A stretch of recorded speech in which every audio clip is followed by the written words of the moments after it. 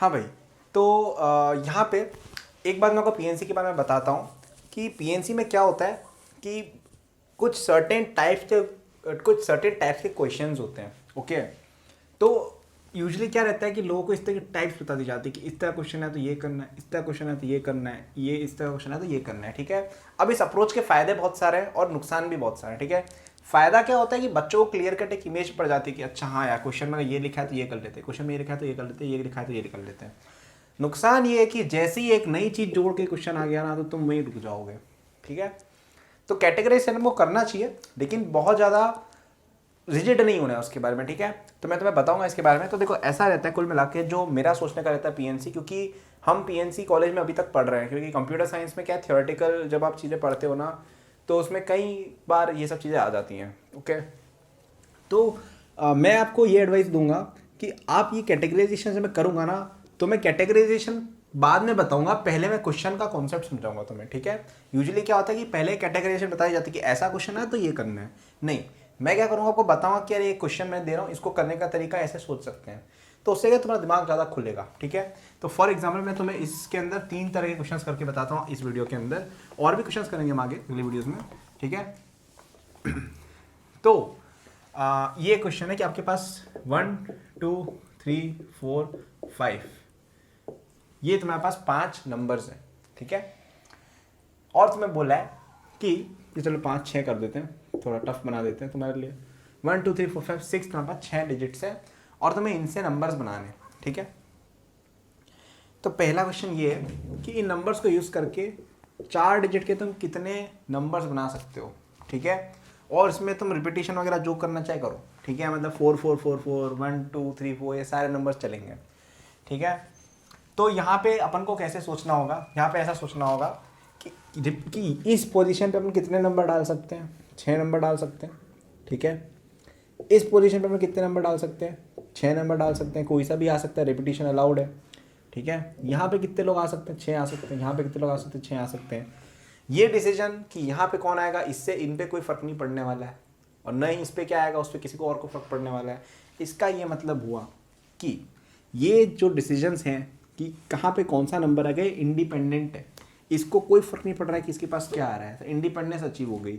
दूसरा हमने ये देखा कि यार ये सिलेक्शन हमने किया, उसके बाद हम ये सिलेक्शन कर रहे हैं, ये सिलेक्शन किया उसके बाद ये हो रहा है, उसके बाद ये हो रहा है, यानी कि दोनों कंडीशन, इंडिपेंडेंस और सिक्वेंशियल सिलेक्शन। इसका क्या मतलब हुआ, याद करो, मल्टीप्लिकेशन रूल, तो ये मल्टीप्लाई हो जाएंगे। और ये सोचने का तरीका इतना घटिया रखना ही नहीं है। पहली बार सोचना ऐसे यार कि यहाँ पे 6 तरीके हो सकते हैं, 6 तरीके, अच्छे तरीके हो सकते हैं, तो यार अब इनको मल्टीप्लाई करेंगे तभी सारे कॉम्बिनेशन आएंगे ना भाई, और क्या तरीका है। और मल्टीप्लिकेशन रूल यही बता रहा है बेसिकली। ठीक है, आई होप आपके दिमाग में इंट्यूशन आ रहा होगा कि इनको मल्टीप्लाई क्यों करना है, क्योंकि आप ऐसा सोचो ना कि मेरे पास अगर 2 चॉकलेट एक तरह की है, 2 चॉकलेट एक तरह की है, तो दोनों को मिक्स करके कॉम्बिनेशन 4 होंगे ना, कि इसको इसके साथ पेयर किया, इसको इसके साथ पेयर किया, फिर इसको इसके साथ पेयर किया, इसको इसके साथ पेयर किया। ठीक है, तो ये मल्टीप्लिकेशन ही है, पेयरिंग एक तरह से, यही डेफिनेशन होता है मल्टीप्लिकेशन का। आपको इंट्यूशन समझ में आ रहा है तो बहुत अच्छी बात है, नहीं आ रहा है तो मल्टीप्लिकेशन रूल के नाम से याद कर लो। ठीक है, तो कितना हो गया, 6 पावर 4 वेज हो गई। अब अगर ऐसा बोला जाता कि डिजिट्स डिफरेंट होने चाहिए, ठीक है, यानी कि ऐसा नहीं होना चाहिए कि तुमने 4 4 4 4 4 4 3 3 4 4 5 6, ये सब नहीं चलेगा, क्योंकि इसमें नंबर्स रिपीट हो रहे हैं। देखो ये रिपीट हो रहे हैं नंबर्स। तो हम ये देखते हैं कि पहले नंबर को फिल करने के कितने वेज हैं, 6 वेज है। ठीक है, मतलब पहले नंबर का मतलब ये नहीं है कि आप ये ही को मैं बात कर रहा हूँ, मैं किसी को भी, मतलब सबसे पहले आप जिसको भरना चाहते हो उसकी बात हो रही है। 6 वेज हैं, उसके बाद 5 वेज ही बचेंगे क्योंकि एक नंबर कम हो गया क्योंकि वो यूज़ हो चुका है। फिर हमें 4 वेज ही बचेंगे क्योंकि एक नंबर यूज़ हो चुका है। फिर हमारे 3 वेज ही बचेंगे क्योंकि एक नंबर यूज़ हो चुका है। तो ये कितना हो जाएगा जो भी निकाल लो, तो ये 6p4 होता है बेसिकली। ठीक है, तो ये 6p4 में इसीलिए कह रहा हूँ मत सीखो ये सब, क्योंकि देखो इससे तुम ये नहीं सोच पाओगे, अब ये सोचना में इससे ज़्यादा आसान है। ठीक है, तो ये हुई एक बात। ठीक है, अब इसमें बोला जाए कि इवन नंबर्स कितने हैं, इवन नंबर्स की बात की जाए। ठीक है, तो इवन नंबर्स की बात की जाए तो इसमें एक बात पता चलती है कि यहाँ पे जो लास्ट पोजीशन होगी उसमें कितने नंबर्स हो सकते हैं। ठीक है, उसमें या तो ये होगा, या तो ये होगा, या तो ये होगा। इसके लिए 3 वेज हैं। ठीक है, ये या ये।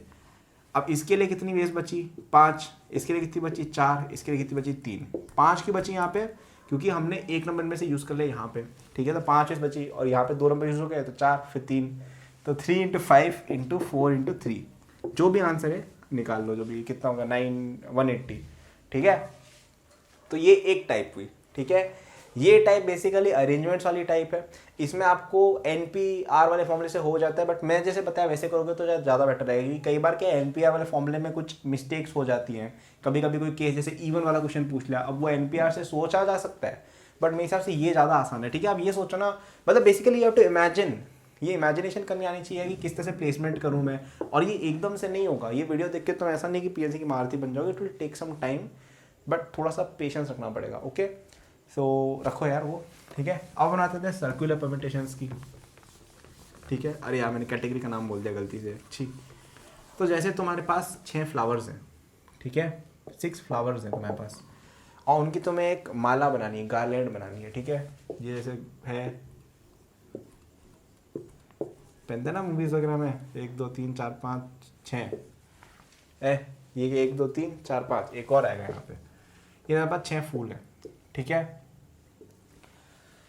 अब यहाँ पे तुम ये देखो कि ये माला अपन को बनानी है जैसे सर्कुलर में।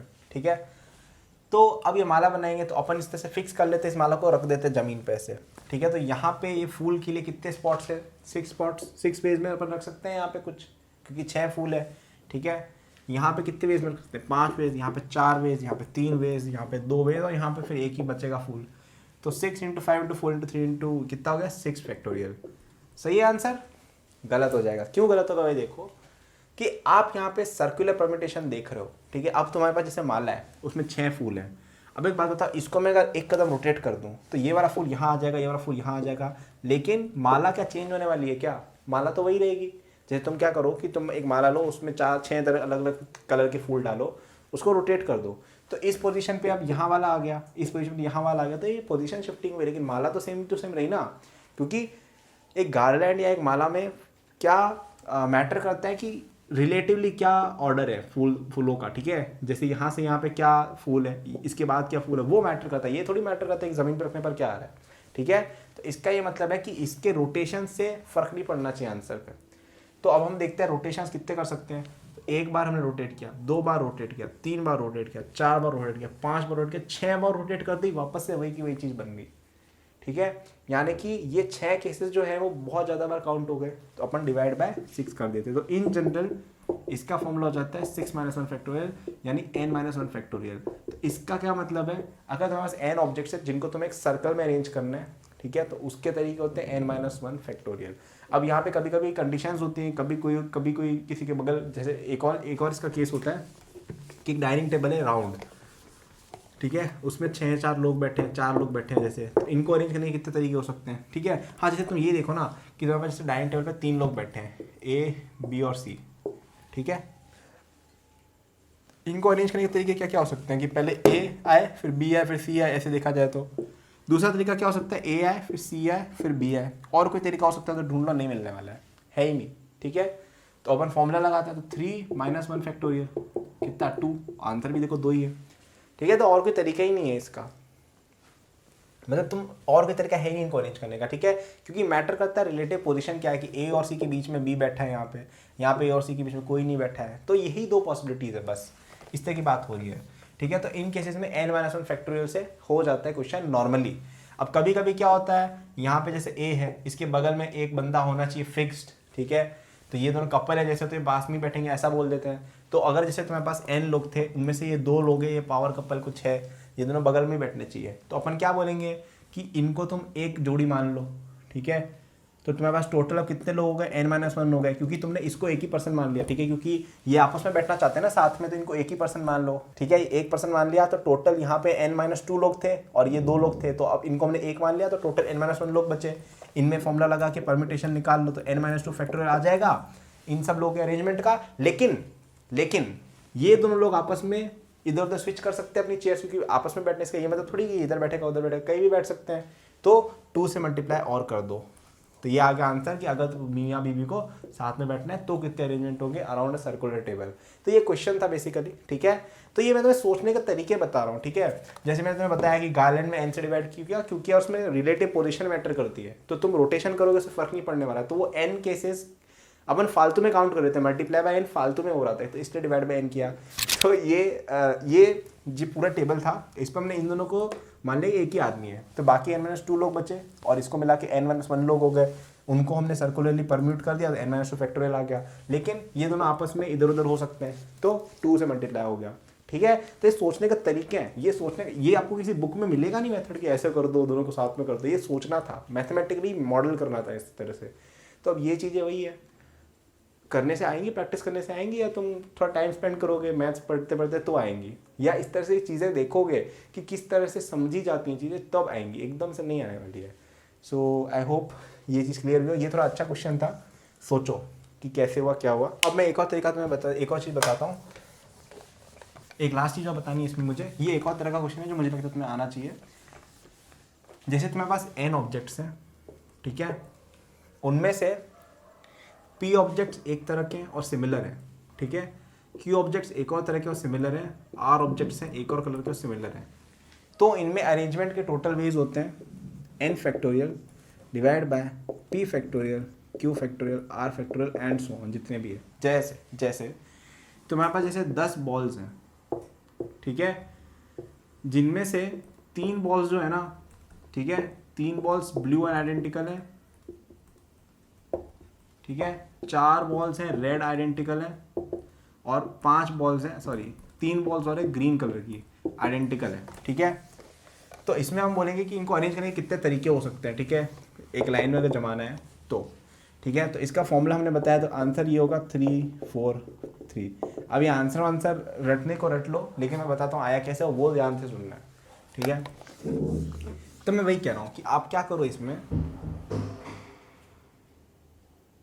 हाँ, इसको भी समझाने के 2 तरीके हो सकते हैं। वैसे मैं आपको कौन सा तरीका बताऊँ, जैसे तुम अभी के लिए मान लो कि सारे अलग थे, ठीक है, तो 10 लोग थे तुम्हारे पास, 10 लोग को जमाने का तरीका क्या होता है, 10 फैक्टोरियल, ठीक है।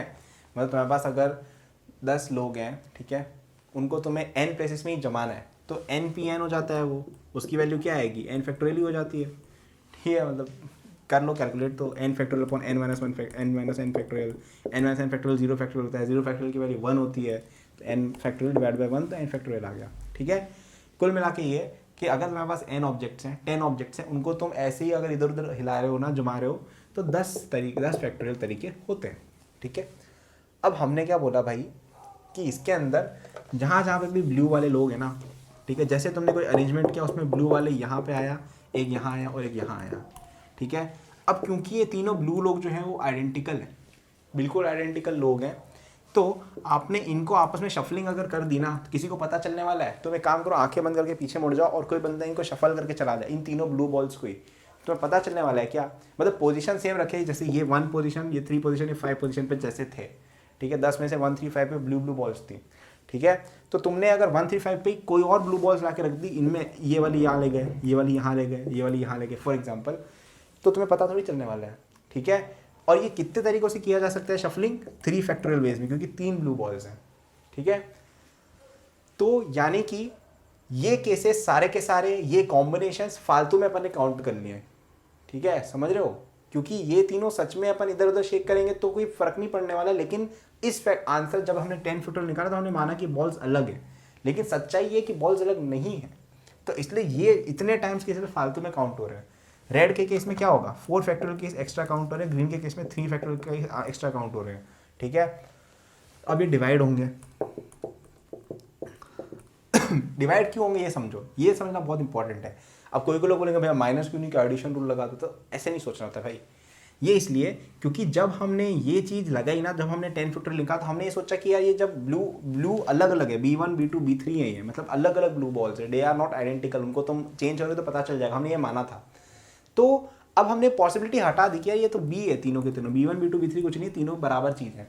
तो वो पॉसिबिलिटीज़ जो थी वो सारी चली गई, तो तुम्हें डिवाइड करना होगा, ठीक है, क्योंकि तुम मल्टीप्लाई करते पॉसिबिलिटीज़ को, ठीक है। सीक्वेंशियल सिलेक्शन था ना, पहले 10 वेज में अपने रखा, फिर 9 वेज में रखा, फिर 8 वेज में, सीक्वेंशियल सिलेक्शन था, तो पॉसिबिलिटीज़ गई, तो आपको सॉरी, तो आपको इसलिए डिवाइड करना रहा, ठीक है।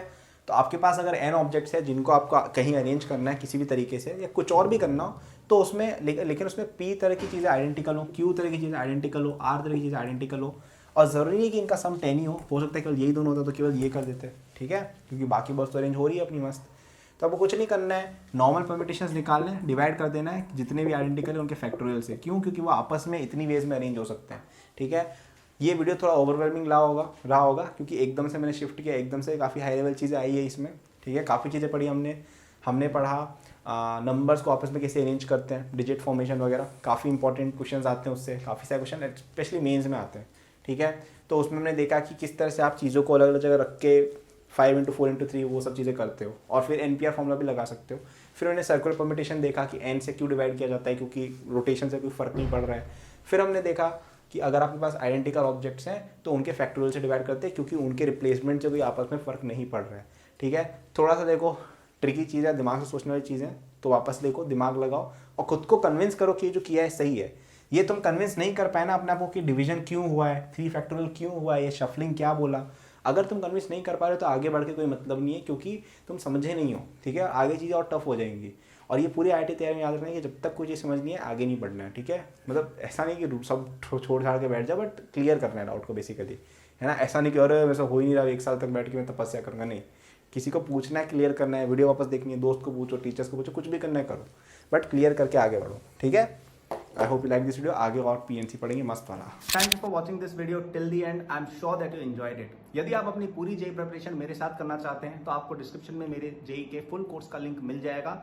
इस कोर्स में आपको जो यूट्यूब पे मेरे लेक्चर्स और प्रॉब्लम सॉल्विंग के वीडियोस मिलते हैं उसके कंपेयर में बहुत ज्यादा कंटेंट है, एंड आपको यहाँ पे practice sheet with solution, test series with solution भी मिलती है। It's a complete solution, you can rely on it. आप यदि किसी कोचिंग जाते हैं या अगर आप सेल्फ स्टडी करते हैं, in both cases it will be very useful, so do check it out. Okay, इसके अलावा मेरे जेई के फ्री नोट्स भी डिस्क्रिप्शन में लिंक्ड है, एंड डिस्क्रिप्शन में और भी मैंने बहुत सारे रिसोर्सेज फॉर स्टूडेंट्स डाले हुए हैं, जैसे the books that I recommend, my social media and my newsletter in case you want more content और if you want to approach me with any doubts और सजेशन। नोट्स हैं NEET के students के लिए, कॉलेज स्टूडेंट्स के लिए, startup enthusiast के लिए भी, ओलंपियाड एंथुसियास्ट के लिए भी कोर्सेज हैं, तो चेक जरूर कर लीजिएगा डिस्क्रिप्शन, आपको काफी यूजफुल रिसोर्सेज वहाँ मिलेंगे। Thank for watching, like subscribe कर लीजिएगा for more such videos. Good luck.